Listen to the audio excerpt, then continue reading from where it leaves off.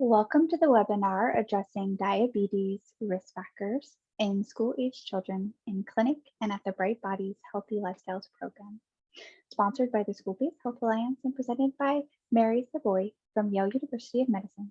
Before I hand off to Mary, we have some announcements. We are offering CME/CE credits for the session. Also, there will be a post-webinar survey shared to the chat now and at the beginning of the webinar. We currently do not have any disclosures. At the School-Based Health Alliance, we believe that all children and adolescents deserve to thrive, but too many struggle because they lack equitable access to healthcare services. School-based healthcare is the solution, bringing healthcare to where students already spend the majority of their time in school. When schools, families, students, and the community work together, students win. Our team today is Mary Savoye from University of Medicine. She'll be presenting our key topics today. With the following as part of our planning team: Paula Fields, Shamika Davis, and myself, Jenny Alturi from the School-Based Health Alliance. All attendees are in listen-only mode. However, we want to hear your questions. To ask a question at any point during the webinar, please use the Q&A tool located in your Zoom control bar. We'll address questions as possible during the webinar, and if you do not get to your questions, feel free to email us. If you would like to add comments through the chat function, please select all panelists and attendees before sending the message so everyone can see it. At the end of this webinar, attendees will be asked to complete evaluation poll questions. Please let us know how we're doing. Your feedback is vital in helping us craft presentations that meet your needs. I'll now hand off to Mary for our agenda and the webinar. Thank you so much, Jenny. So let me share my screen.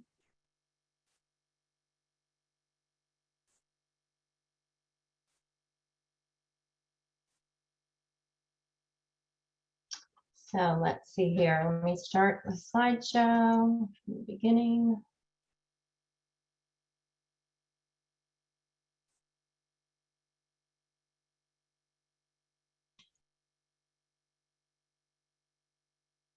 Yep, for some reason it is not. Bear with me. Technical issues. Let's see. I'm going to have to go into my and pull it up. I'm so sorry.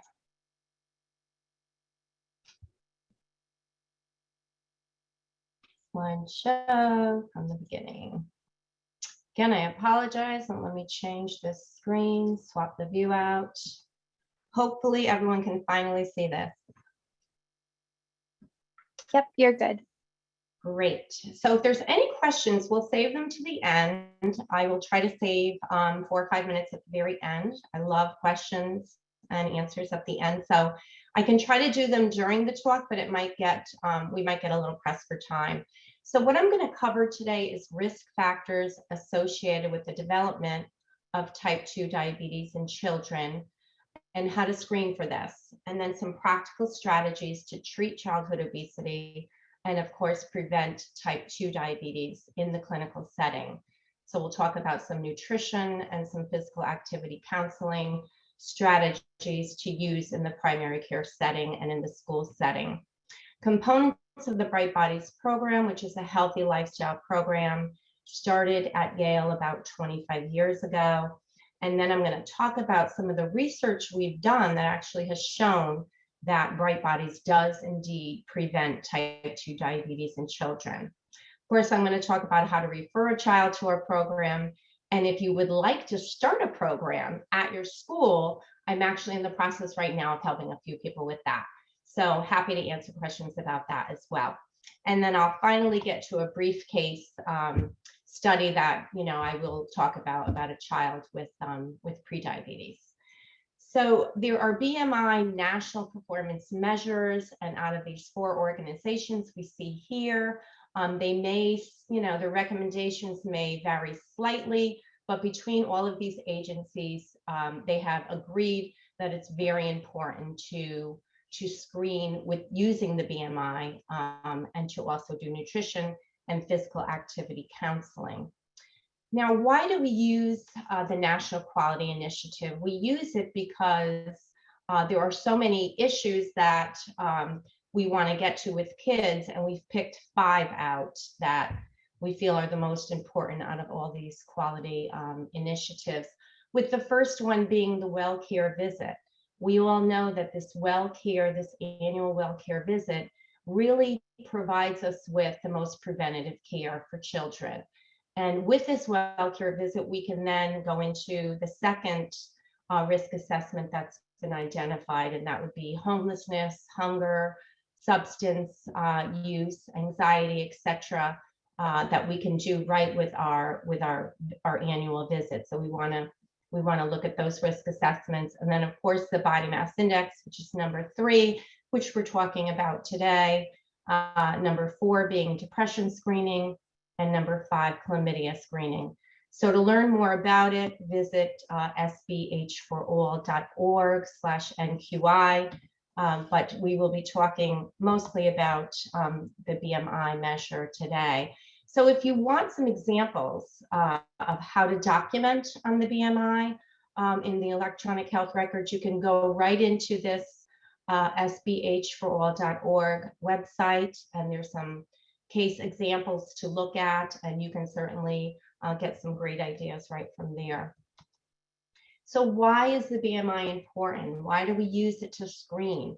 Because we know that there is a link between childhood obesity and type 2 diabetes very, very early on in children. Now, this was back in 2006 or 2003 when this 11-year-old made the cover of Time magazine. We know today, going forward, 19 years later, we know that it's not unusual to see an 8-year-old or a 9-year-old in our clinics with type 2 diabetes. Now, this is a very busy slide, but what I want to show you are something called these p-values. If you look at the NHANES data back from 2000 to 2012, it shows that indeed overweight percentages in our kids have gone up. So don't believe that, they're at a standstill, they're going down, they're not. And obesity, and I'll talk to you about the definition between overweight and obesity in a second, but obesity, again, has also gone up. This means there's a statistical significance between the beginning number and the last number. Class 2 obesity and class 3 obesity are kids with severe obesity. These numbers are also statistically significantly different between the before and the after. So really important to know that the numbers are not staying the same. We have a problem with pediatric obesity. So much so that the CDC had to change their BMI growth chart. This is now an outdated BMI growth chart. If you're still using this in clinic, please email me and I will send you this new BMI growth chart. Most pediatric facilities now, though, are comfortable using this newer extended, it's called the extended BMI growth chart for children. And just let me kind of get you acclimated to this slide. So anything greater than the 95th percentile in general is called obesity for children, right? So here's the age of the child down here. Here's the BMI numbers. So if a child falls greater than the 95th percentile, depending on whatever age they are considered clinically obese.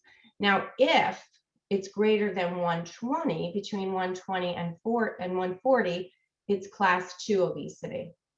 If it's greater than the 140th percentile, it is then class 3 obesity. And it is class 2 and class 3 obesity that is rising at a much higher rate than obesity itself. So really important that if a child is severely obese, they are getting even heavier. So if a child's obese, they have a much higher tendency to gain weight. And if they're severely obese, greater than 120 or greater than 140, then their trajectory is even higher. So something to think about. So risk factors for type 2. Number 1 is obesity. And with obesity comes insulin resistance. And then if you're insulin resistance, you have hyperinsulinemia. So it's kind of the same thing. They're used interchangeably. Now, puberty is one of the things that happens obviously naturally with kids, right? And that can bring on insulin resistance. So it's important for the clinician to know what's normal and what's not normal. The other risk factor would be ethnicity. We know that Hispanics are at much greater risk for type 2 diabetes. In fact, I will tell you, over the last 5 to 10 years in our clinic, we now know that another risk factor for Latinos is fatty liver. Now, that's going to be the next thing that you're going to start hearing a lot about in addition to type 2 diabetes. So yes, non-alcoholic fatty liver is now becoming an issue with our children who are obese and who have type 2 diabetes. So ethnicity plays an important role. African Americans, for example, the child would be much greater chance of having obesity than if they were Caucasian, for example. We also know females are at a much higher chance of getting type 2 diabetes than a male. Family history, this should probably be up even higher over here. If there is a family history of type 2 diabetes, then the chances of the child having diabetes down the road is much higher. Maternal diabetes is another one. If a mom had gestational diabetes, not only is she at greater risk for developing type 2 diabetes, but her child, her offspring, is at a much greater risk. So these are all the things we look for. Also, is the child sedentary? Is there a poor diet? So these are all the things that really would be red flags. And you would say, wow, okay, let me chart the BMI for the child and let me chart these risk factors as well, so that I'm identifying that this child indeed is at very high risk of developing type 2 diabetes. Now, this is what we call acanthosis nigricans. You may have heard people calling it dirty neck. I mean, kids are brutal. Kids are bullied at school. So what this is having a high level of insulin in the blood, so much so that it comes to the surface of the skin and it changes the pigmentation of the skin. And it can even get very rough, like this picture, and velvety almost, like rough. It can go back and forth between like a roughness and a smoothness. And you'll see that in any areas of the skin, elbows, groin, this is where the acanthosis nigricans is likely to present itself. So this should also be charted. It is part of insulinemia for sure, but it's also a risk factor that would be charted along with it. And so when a child presents, you kind of, right off, like, boom, okay, let me write down that they have acanthosis nigricans, and let me see if the child has any other signs of type 2 diabetes. And on that note, I'm going to say, before we get type 2 diabetes, prediabetes is presented. So I feel it's really important to talk about this as well. There's something called a hemoglobin A1C. And what that tells us is how high has the blood sugar been in the last 3 months, the last 90 days. How high has the average blood sugar been? And that's where we can test it. There's a point of care A1C machine, or you can send the child off to Quest. But a hemoglobin A1C tells us a lot, because it tells us where the blood sugars have been recently. So if a child has a 5.7 to a 6.4% hemoglobin A1C, it's indicative of prediabetes. If it's greater than or equal to 6.5, it's indicative of type 2 diabetes. Now, you would never use these alone. You would want to have at least 2. Now, fasting plasma glucose is 100 to 125 for that gray area between normal glucose and type 2, and then greater than or equal to 126 would be type 2 diabetes. Again, the American Diabetes Association standard is that you don't just use one, you should try to use 2 measurements. However, the gold standard is the oral glucose tolerance test, which is a 75-gram load of a sugary drink called glucola. The child comes in fasting. They drink this sugary drink, which is 75 grams, and then you wait 2 hours. And at the 2-hour mark, if the blood sugar is between 140 and 199 milligrams per deciliter, the child has prediabetes. If it's greater than or equal to 200 milligrams per deciliter, it's diabetes. So this is the gold standard. What's wrong with it?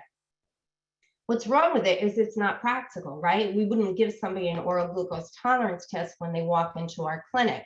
So these two, and especially the point of care, hemoglobin A1C, is such a great starting point for determining if the child is indeed on their way to developing type 2 diabetes. Now, I know we're not talking about preschool age children, but I just wanted to be thorough here. Elementary or preschool, we start with beverage modification. That should be our first line of intervention for the child with overweight or obesity. And it is a very practical intervention. So skim milk, we know, safely replaces whole milk at 2 years of age. Juice should be, I feel, cut out. Many people, many pediatricians or schools will say 4 ounces per day. But honestly, I just feel the child's better off eating a fresh piece of fruit. So I would say juice should be cut out. And then water and skim milk are the primary beverages suggested. A good rule of thumb that I use is water for thirst and snack, and milk for meals. It's just an easier way for parents to remember.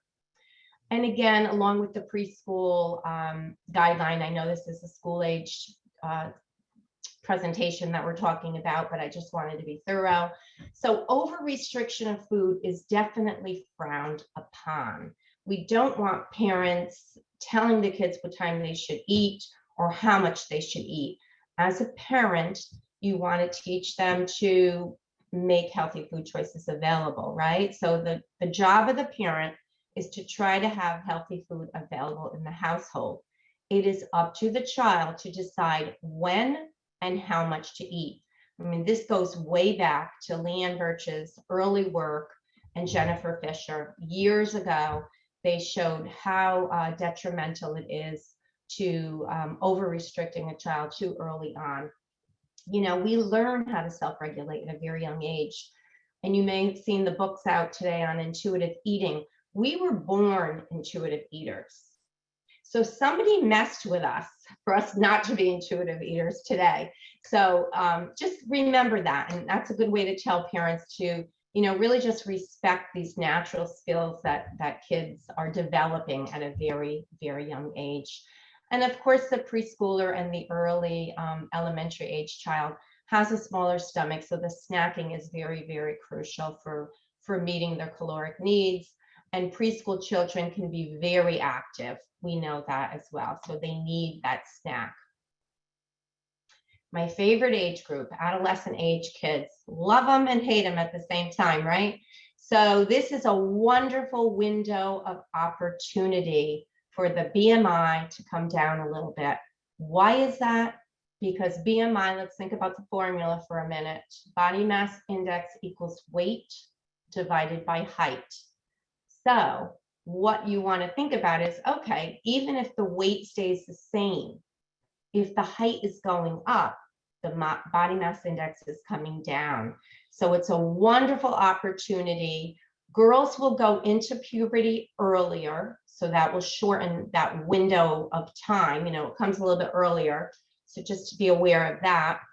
But it's a great time to really work with the child and to teach them that this is an important time for them to get healthier. So the rule of thumb for this age group is really no caloric prescription at all. That concept of balanced eating, getting rid of those sugary drinks.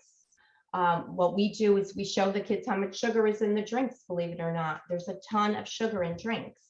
And we need to teach them that just by eliminating that could make a big difference. The traffic light diet is wonderful for all ages. It was written by Len Epstein. from the University of Buffalo. It is the most widely used diet modification approach for young kids, but I will say it's good for all ages. So just quickly, I'll tell you that a red food would be high in sugar, fat, and calories. Yellow food would be nutrient dense, relatively low in fat, and a green food would be low in calories. So I'll give you a quick example. A red food could be potato chips, right? Very high in fat and calories. A yellow food, I don't know, could be hummus on a saltine cracker. So that's relatively low in fat. Could even be peanut butter on a cracker. Peanut butter is high in fat, but not saturated fat. Peanut butter is high in monounsaturated fat, so it's healthy. And then a green would be celery sticks, carrot sticks, vegetables, right? You can eat that in a very large quantity. So that's kind of an easy approach to use with families. The My Plate approach is also very easy to use. In fact, you can go right online while your patient is in the room with you. You can plug in the child's weight, their age, their gender, and it will tell you how many servings from each food group the child should have to meet their calorie needs, or if they're trying to decrease their BMI. So the website is a real hands-on tool, and I would highly, highly recommend it. All right, we're going to flip from nutrition now for a minute, and we're going to talk about physical activity. So the US guidelines, the task force says for our kids to get 1 hour a day of physical activity. I don't know about you guys, but that's a pretty tall order. So I would say not only are adults not meeting that need, but girls and boys are not either. So let's take a peek at this. In 2016, 28% of boys hit this 1 hour per day physical activity guideline, 20% of girls. So our overweight population is actually even lower than this. So we want to be very realistic about what we recommend. I mean, yes, there is that 1 hour recommendation, but where is the patient at? So that's the first question. And no matter what, if it's a nutrition question or physical activity question, when you're assessing the child, you want to know, what are you starting with? So in other words, are they exercising at all? Is the only physical activity the child gets walking from classroom to classroom Monday through Friday? Well, so that's pretty sedentary. So you really want to individualize where the individual and the family is at. We call it a patient-centered approach. It's a very respectful approach, and it's a very realistic approach. You want to find an activity that the child enjoys. So you want to sit with the child and find out, what do they, what turns them on as far as that goes. And maybe they don't like anything. And so then at that point, you're helping them, what could they put up with almost, let's come up with something. You want to build on the habit. And of course, I'm going to talk to you about the Bright Bodies program, which is available to everybody. And I will get to that in a minute, because there is some physical activity for the families on the Bright Bodies and the Bright Bodies program. So gradual, realistic expectations. So you have a family doing nothing. You have a child that just walks from classroom to classroom, like I just said a minute ago. Where are you going to start with this kid? Well, you're going to start with, maybe they're going to take a walk to the mailbox and get the mail. Maybe they're going to walk for 10 minutes. Maybe they can do jumping jacks, 50 jumping jacks per day. We really want to be realistic. We've all seen the AAP guidelines. I'm not gonna, give too much away, but they're changing.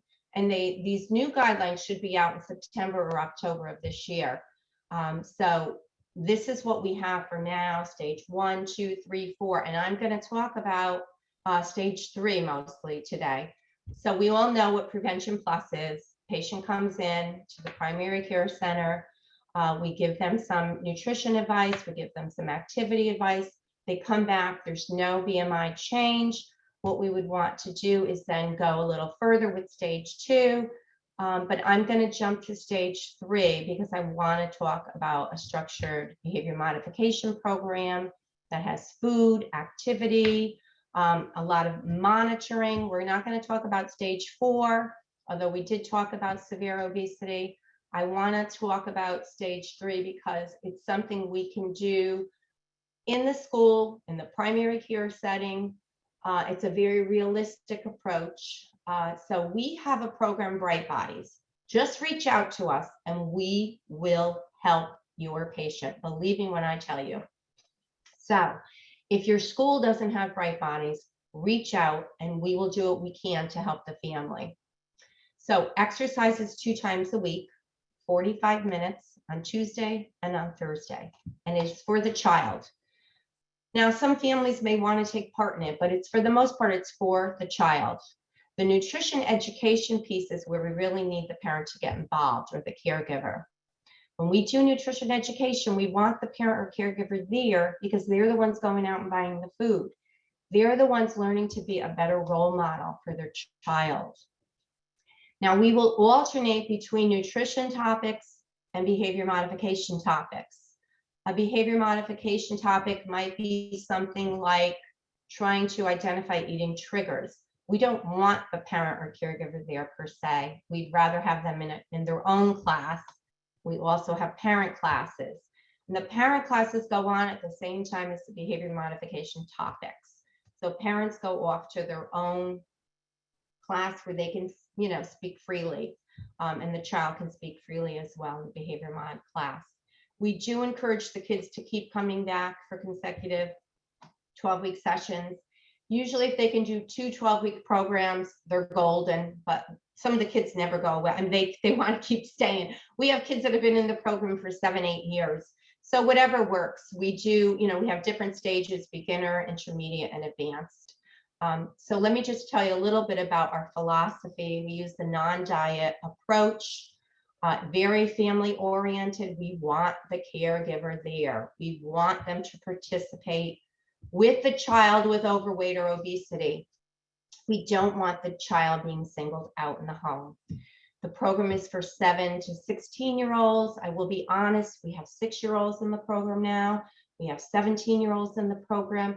Every year we're changing the age group. Why? Because we're having more problems with obesity. So we're trying to get the program available to as many kids as possible. So our exercise component has a goal of really just making it fun, believe it or not. We want to instill that sense that it's critical, but it's also fun, right? So when they come to Bright Bodies, believe me, they have more fun in the physical activity component than the nutrition component. We do dancing, we do all kinds of games, and the kids have, they're all full of smiles during the physical activity component. So they exercise with peers of a similar age, twice a week for 45 minutes. What's great about the program is the kids are going to get those 2 nights a week of 45 minutes. So that's a given. And we have exercise physiologists that supervise the program. We do encourage the kids to get at least 3 additional days per week. Now, we're still not up to 1 hour, if you notice. We're still not at the 1 hour per day mark. But again, start where your patient is at. So here we are now. Truth be told, we are completely a virtual program.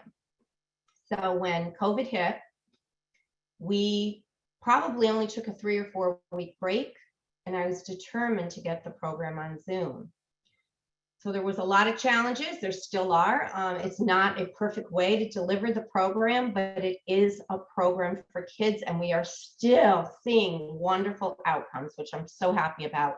We just looked at the data the other day and we're still seeing great outcomes. So this is Jose Hernandez right here.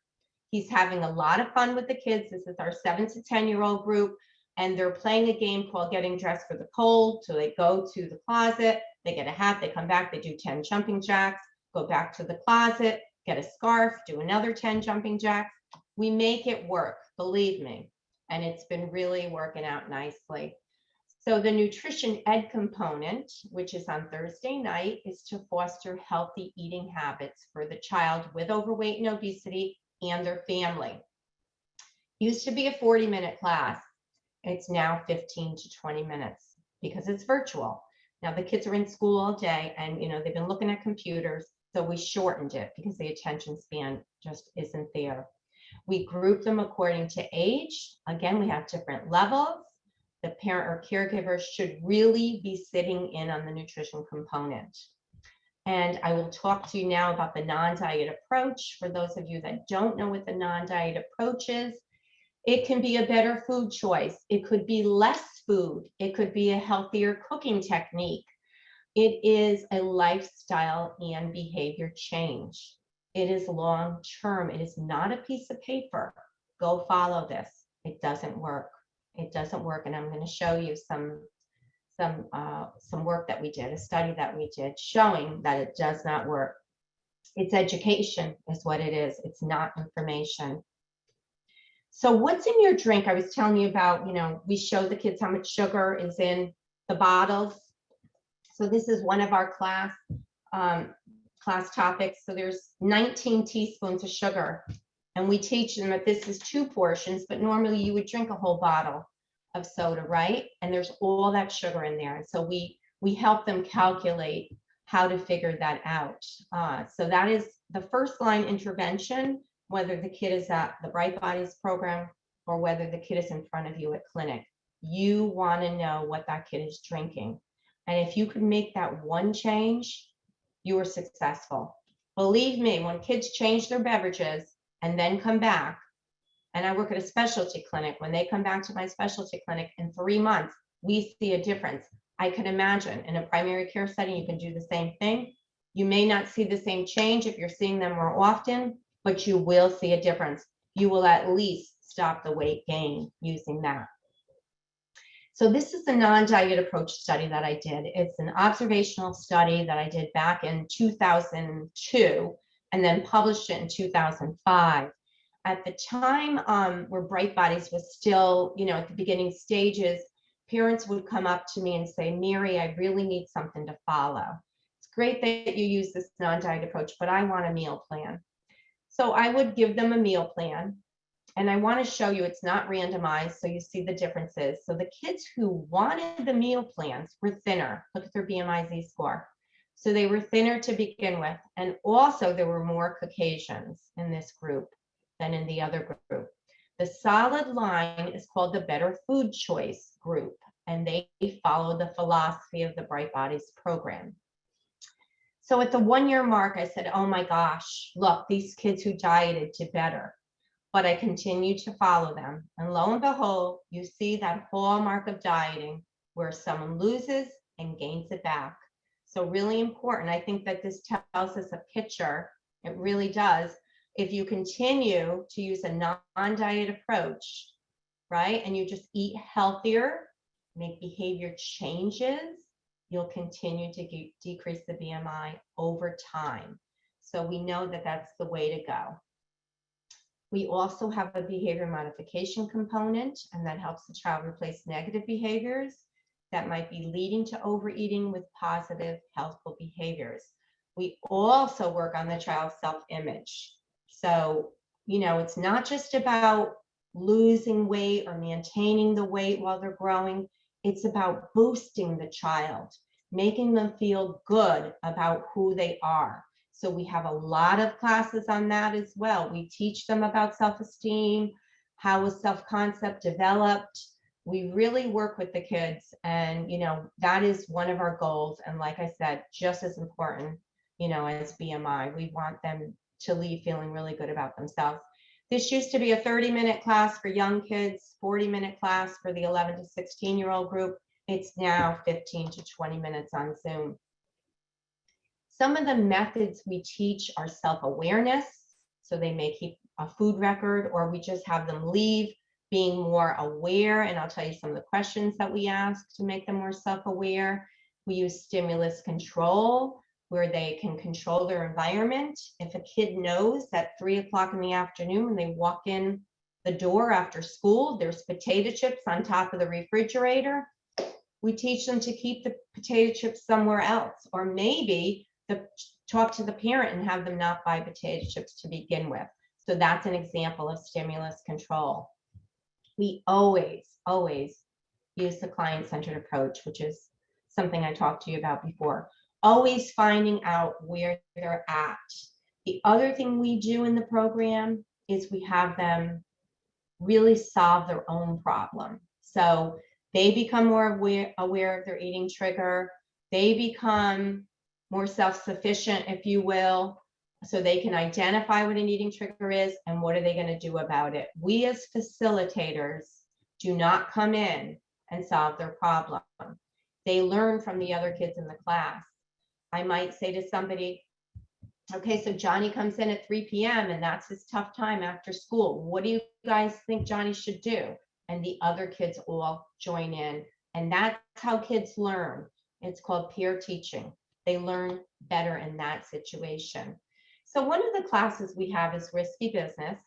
And we talk about who's, when's, what's, where's, who were you with?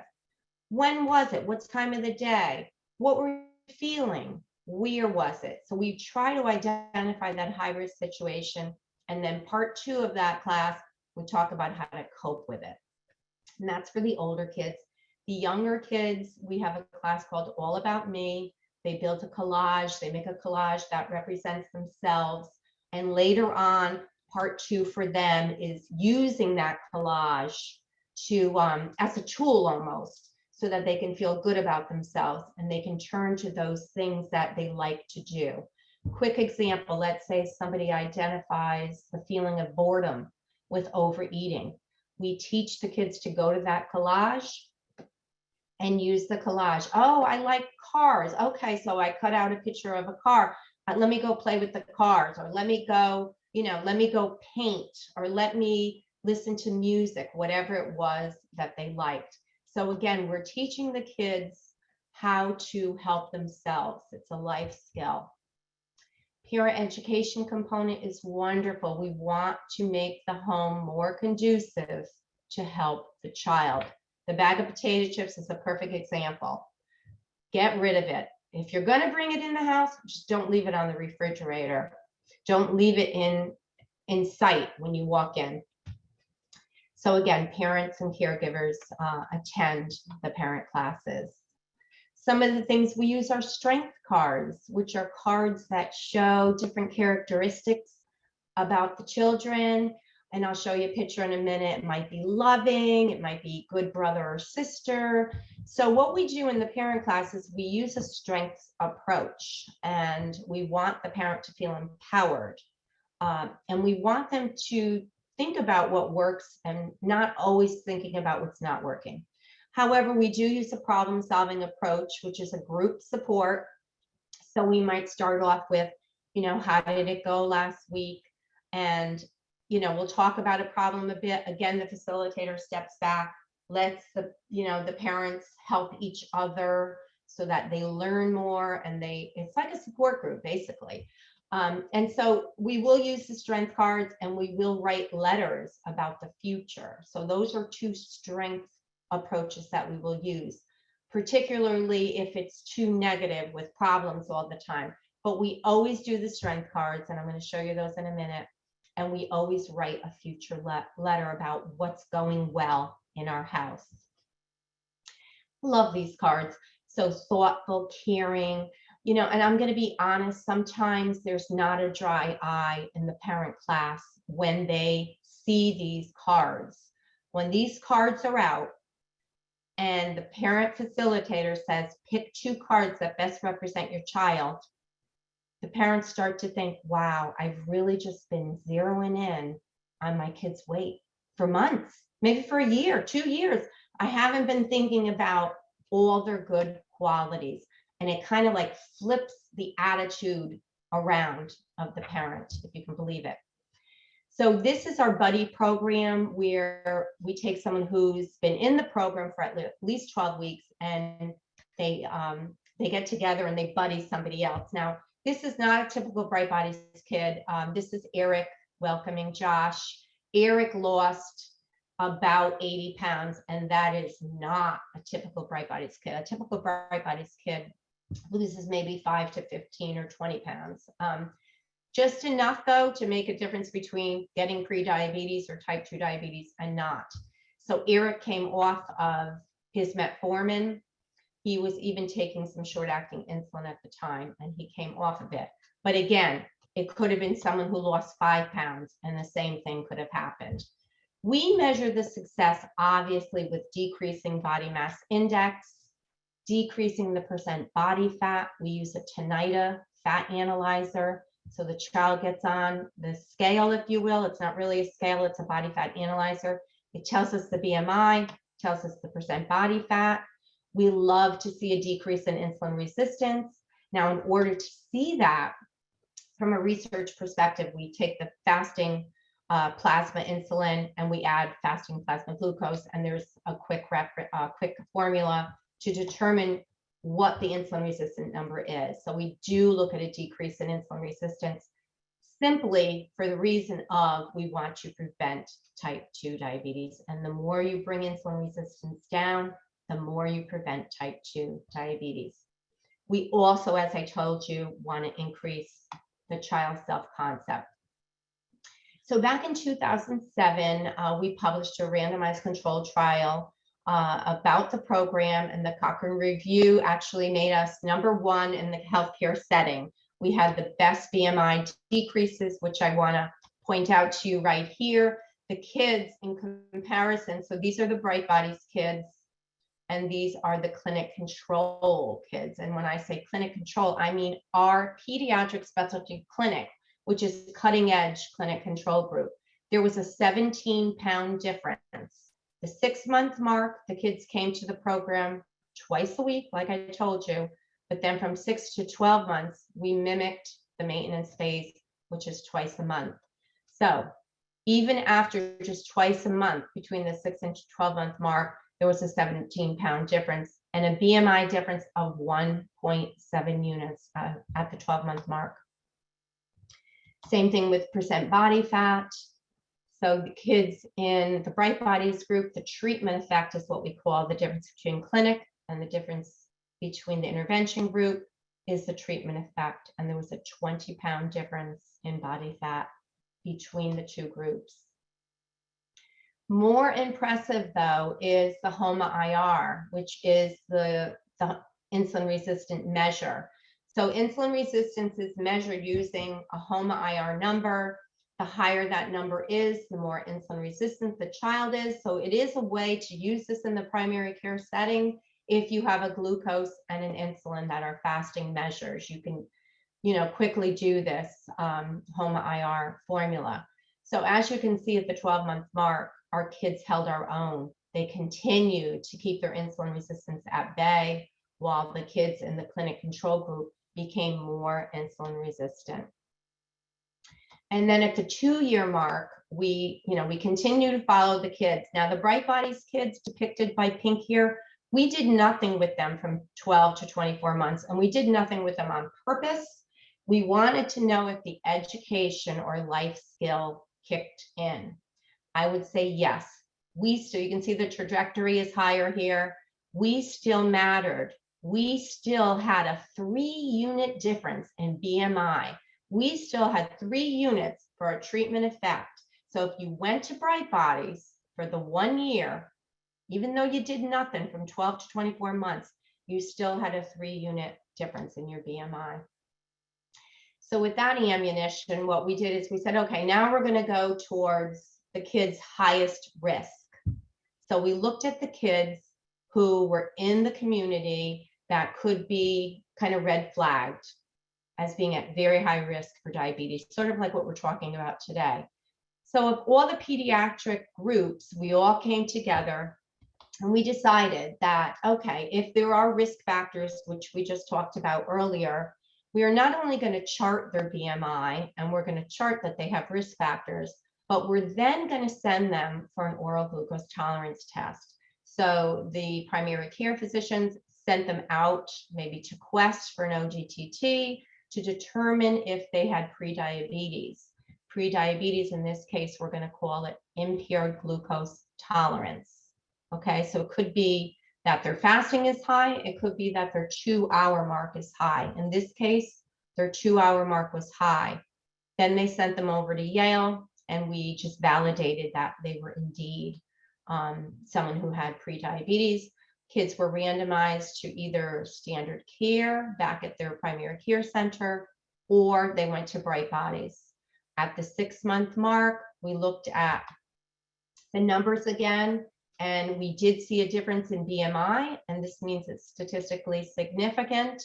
So the kids in the control group went up 0.67 BMI.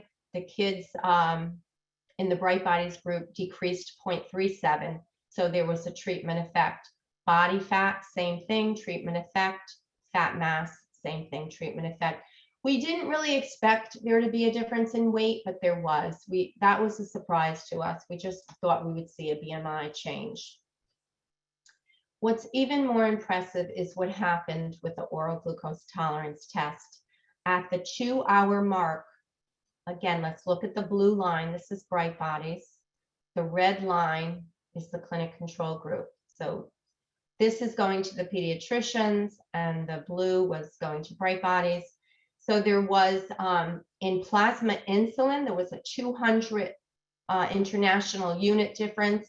In the plasma glucose, we were really surprised to see a 27 unit difference in glucose. We did not expect that at all. Oh, let me go back. I got one more thing I want to tell you.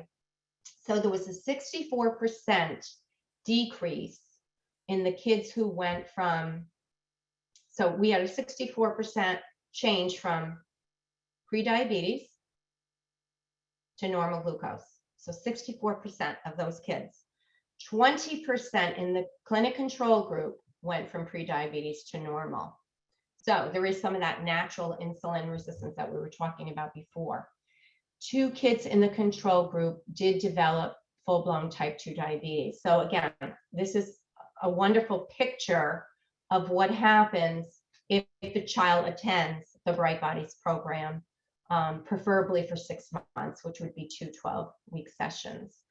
And then just briefly, we went on to look at self-esteem outcomes, and we did find that kids with low self-esteem and poor family function actually, and this makes sense, had worse glucose numbers, and they had worse BMI numbers. But the intensive lifestyle program did make a difference in those groups more than in the groups that didn't have problems with self-esteem or poor family functioning. So it's really a good option for the child who maybe doesn't feel great about themselves or has poor family functioning. And I think the whole poor family functioning thing gets improved because of all the communication we have with the family.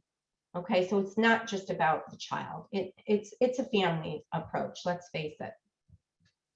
So a real quick, and then I'd love to take some questions. Real quick, we had an 11-year-old Hispanic female, BMI 42.8, hemoglobin A1C 6.3, poor diet, very sedentary, using the whole stage 1 thing first, recommended a beverage change, physical activity. 2 months interim, the weight was stable, BMI dropped. But because of the pre-diabetes suspicion, this clinician sent them off to stage 3 to the endocrinologist, which is a multidisciplinary approach. So it doesn't have to be Bright Bodies per se, but an endocrinologist who specializes in the area of pediatric obesity, that has a dietitian on board, that might have a mental health worker, might have an exercise physiologist. So the endocrinologist ordered an OGTT for this girl.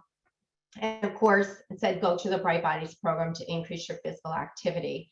So the OGTT showed indeed that the child had prediabetes because it was 160 milligrams per deciliter at the 2-hour mark. BMI coming down a little bit nicely, but at follow-up 4 months later, so after the 12-week program, the child lost 7 pounds, percent body fat dropped, and their BMI came down as well. And of course, we're most pleased about the hemoglobin A1C drop and the OGTT, which read 132. So we do this all the time at the pediatric specialty clinic. We order an OGTT, and then we follow up and we do a second OGTT to see if our intervention is working, whether it be Bright Bodies or whether it be meeting with us for physical activity and nutrition counseling. So we're really happy that the Bright Bodies program is in over 30 sites in the US and 2 international sites. We actually have a 3rd international site now, and we are optimizing its package for easier replication. If you're interested, of course, reach out to us and we'll help you start something up, or you can just piggyback on our program. Certainly email me, call me, that's my phone number. Send me an Epic in basket if you do have that BIC.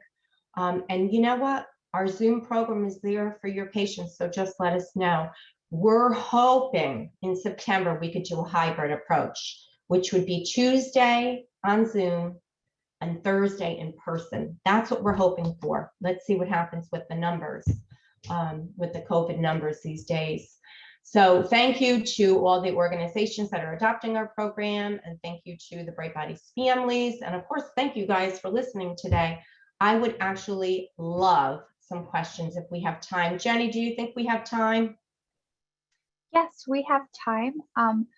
Right now, we don't have any in the Q&A, but if you could share where to find the link for, it was myplates.gov, where they can determine the serving recommendations, that would be great.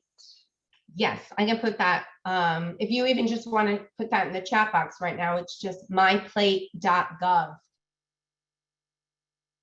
Is there a special area where they have to break down those serving recommendations, or do they have to fill out the little questionnaire? So there's a question that comes in, and if anybody wants to email me, I can walk them through it. So there will be a question where you have to put in the child's age, gender, their weight, their height, and it will tell you how many servings of a fruit, how many servings of a starch to have. But it's myplate.gov. And I can help somebody if anybody wants to, email me or call me at that number. I'm happy to call you back and walk you through it. All right, I think they're going to reach out to you through email. Perfect. And should I stop here, or you have more to do though, right? You have more slides, but you're going to do it on your end? This is all good. Our next question is the Bright Bodies program virtual. So I think you touched on that. It is virtual right now. And let me tell you, let me stop the share. Let me tell you that we are happy to help anybody. So if you don't have all the bells and whistles, don't have the resources, because this costs money to start up a program, email me a family's name, phone number, and I am happy to reach out to them. If you don't have the resources to start something like this up in your school or in your clinic, I'm happy to have your patients work with us, and I'm also happy to help you start something up.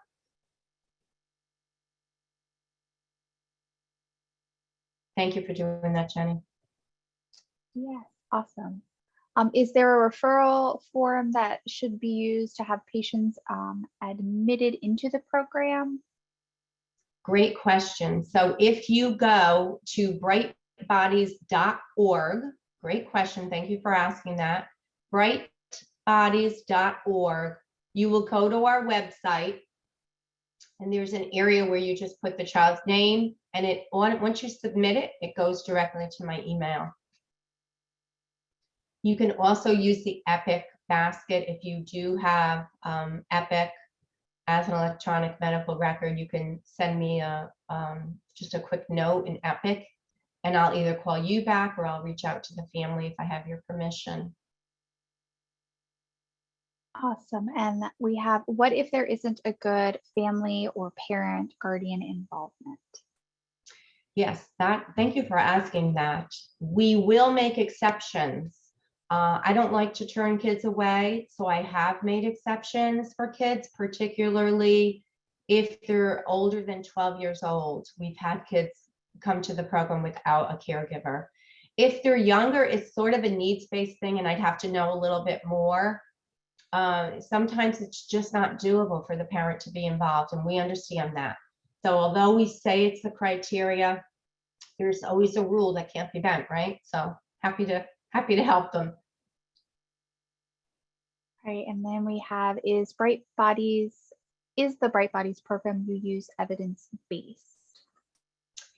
So the Bright Bodies program we use has always been historically in New Haven. And there's two sites. There's an English-speaking site at Salentano School, and there's a Spanish-speaking site at the John Martinez School, which is affiliated with Fairhaven Community Health Center.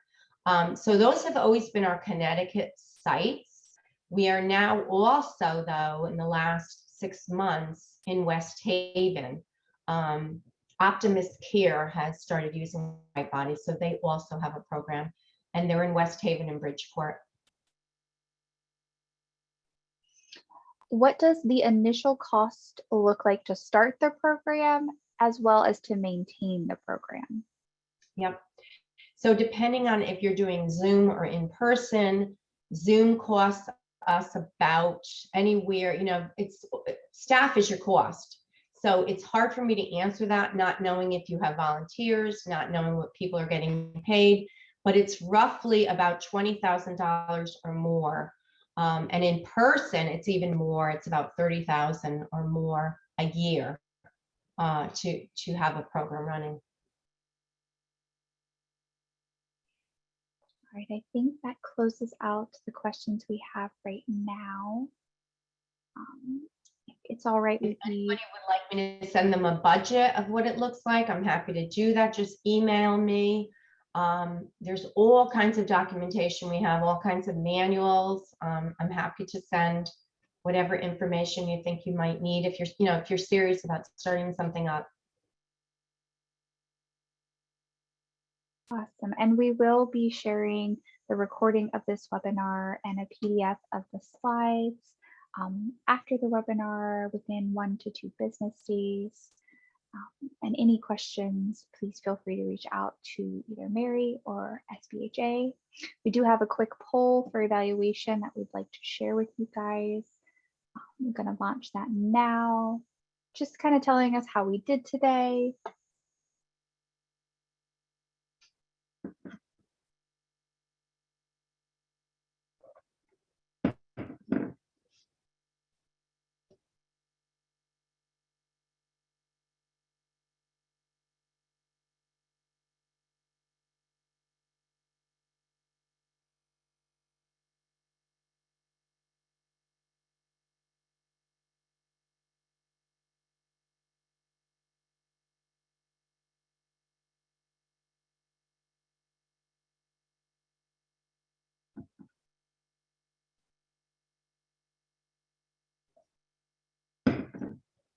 Awesome. And if everyone can just fill that out before we close out the webinar.